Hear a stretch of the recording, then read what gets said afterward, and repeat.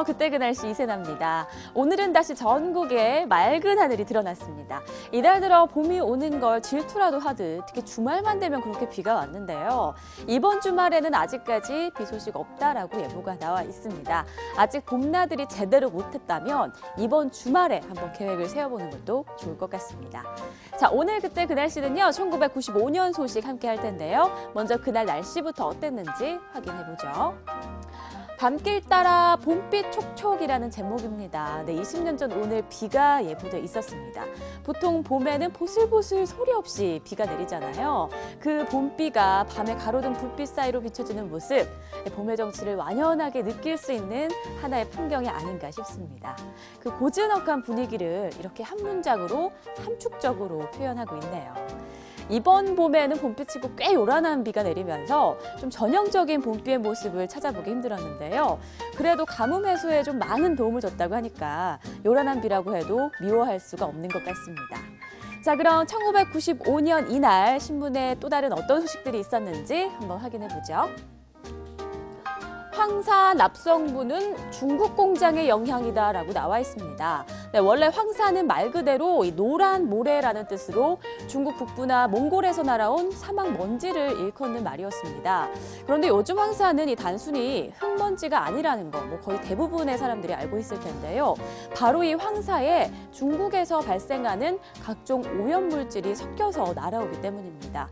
중국이 본격적인 산업화를 시작한 90년대 초중반부터 황사에서 기준치를 몇십에서 많게는 몇백 배나 초과하는 중금속이 발견되기 시작했습니다.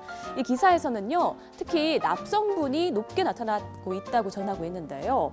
20년이 지난 지금은 황사뿐 아니라 기류를 타고 시도 때도 없이 날아오는 이 미세먼지 때문에 우리나라가 고통을 받고 있죠. 바람을 막을 수도 없고 정말 걱정이 아닐 수가 없습니다. 자, 그럼 다음 소식 확인해 볼게요. 시청률을 높여라 드라마 홍수라는 제목입니다. 네, 유독 드라마의 인기가 높은 우리나라에선 그만큼 방영하는 드라마 종류도 참 많은데요.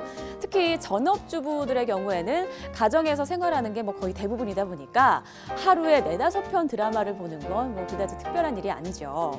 하지만 드라마의 수만 많을 뿐 열악하고 졸속으로 만든 드라마가 대부분을 차지하면서 내용의 질은 떨어질 수밖에 없었는데요. 그 문제점을 이 기사에서 지적을 하고 있습니다. 2010년대 들어서는 종합편성 채널까지 생기면서 말 그대로 지금은 드라마 홍수 시대에 살고 있다라고 해도 과언이 아닙니다. 양도 물론 중요하지만 말 그대로 심혈을 기울여서 만든 웰메이드 드라마 한 편이 더 오래 시청자들의 기억에 남는다는 점 염두에 둬야겠습니다. 자, 다음 소식도 볼게요. 잦은 한계로 일조량이 줄어서 농작물이 큰 피해다라고 나와 있네요.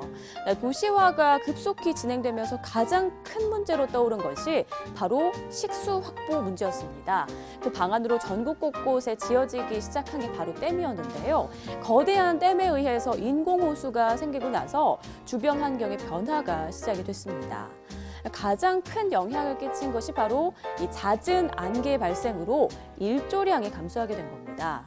일조량이 감소하자 사과나 고추 같은 작물 수확량이 대폭 줄었고요. 생태계 또한 변화를 시작했는데요.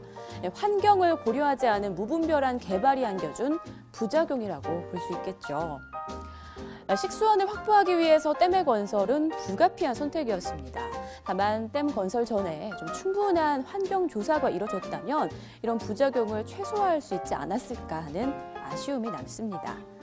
지금도 곳곳에서 개발이 계속되고 있죠. 시작 전에 충분한 조사가 이뤄져서 좀 이런 피해를 최소화했으면 하는 바람입니다. 지금까지 그때 그 날씨의 이세나였습니다.